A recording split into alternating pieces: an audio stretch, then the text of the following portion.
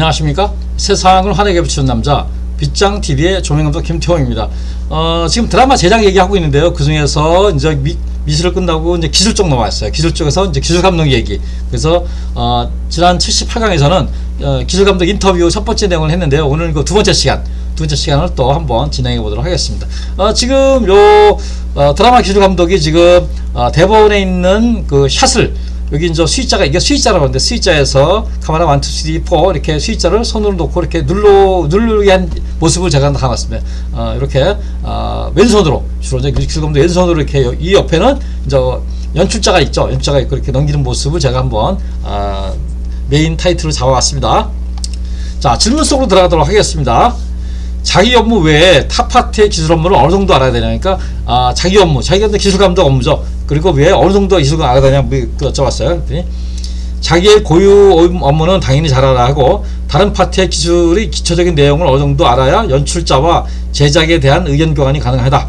특히 카메라와 미술 업무를 많이 알고 있으면 제작에 많이 도움이 된다. 그러니까 주로 이제 아까 그 지난 차례에 쓰신 영상, 음향, 녹화, 조명, 편집 이런 데서 오는데요. 그 업무 외에 다른 업무를 얇고 넓게 많이 알아야 돼요. 얇고 넓게. 이게 굉장히 중요해. 그리고 특히 이제 카메라는 우리가 기술이 아니다 보니까 잘 모를 수가 있어요. 그러니까 카메라의 앵글이라든가 이걸 잘 알아야 되고 그 스튜디오에 있는 세트, 미술 세트에 대한 구조물을 잘 알아야 돼요. 그래서 드라마 세트가 뭐 이렇게 어떻게 지어지고 어떻게 되어지고 어디서 나가면 뭐가 되고 어디서 카메라가 노출이 되는 곳이 없고 이런 걸 잘 알아야 돼요. 그래서 미술 업무나 카메라 업무를 잘하면은 기술 감독은 굉장히 그 도움이 많이 될 수 있다. 그래서 그런 걸 많이 알아야 된다. 이렇게 답을 했습니다.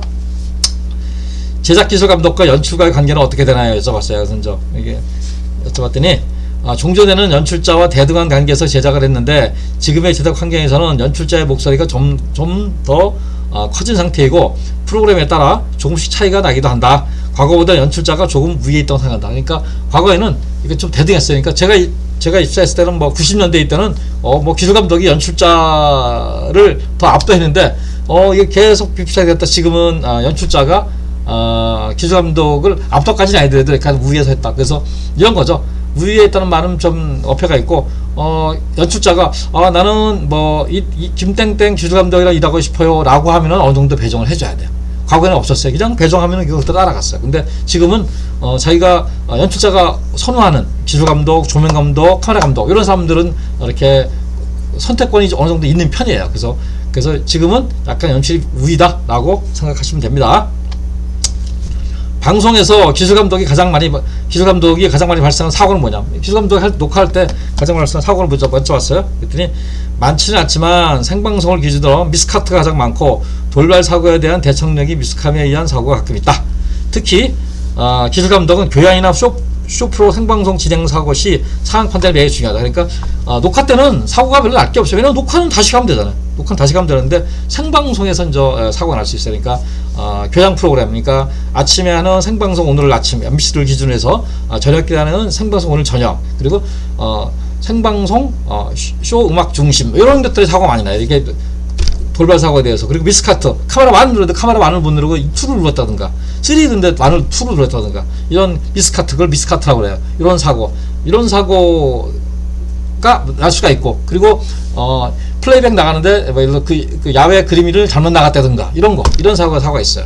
이런 사고들이 가끔 있다.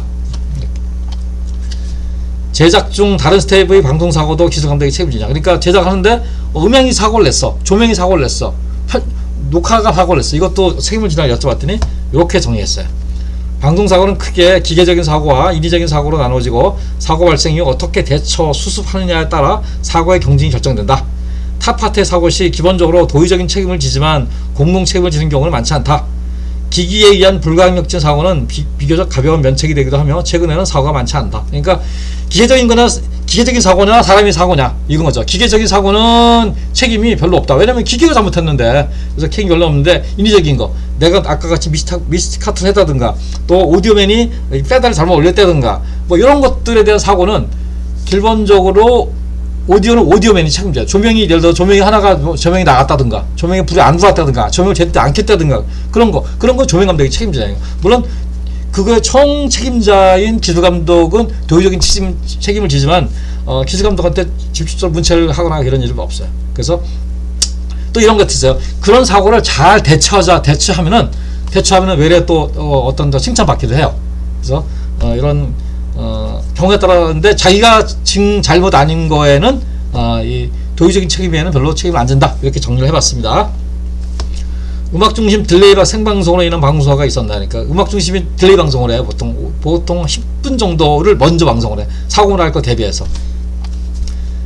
딜레이 서버는 먼저 제작해 부정실이 서버에 저장 후 정해진 시간 10분 뒤에 플레이를 해서 송출실로 보내는 방송하는 것을 말하는데 서버 초창기에는 서버의 불안정으로 인한 사고가 몇 번 있었으나 곧 안정화 되었고 가끔 발생하는 사고는 녹화 중에 가수나 기타 문제로 NG가 발생하면 녹화를 멈추고 생방송으로 전환하는 과정에서 서버 근무자의 조작 미스로 인한 사고가 몇 번 있다. 그러니까 서버를 방송 사고를 대비하기 위해서 서버를 뒀는데 결국 서버가 문제에 의해서 사고 나는 경우가 왕왕 있었어요. 초반에. 지금은 거의 없는데. 그래서 딜레이 방송으로 이렇게 이게 2005년부터 딜레이 방송 시작했는데 그 이후로 서버가 문제가 되어서 방송 사고 난 거는 많았지만은 뭐 이렇게 어떤 퍼포먼스가 잘못돼가지고 이런 거는 거의 없었다. 이렇게 정리하겠습니다.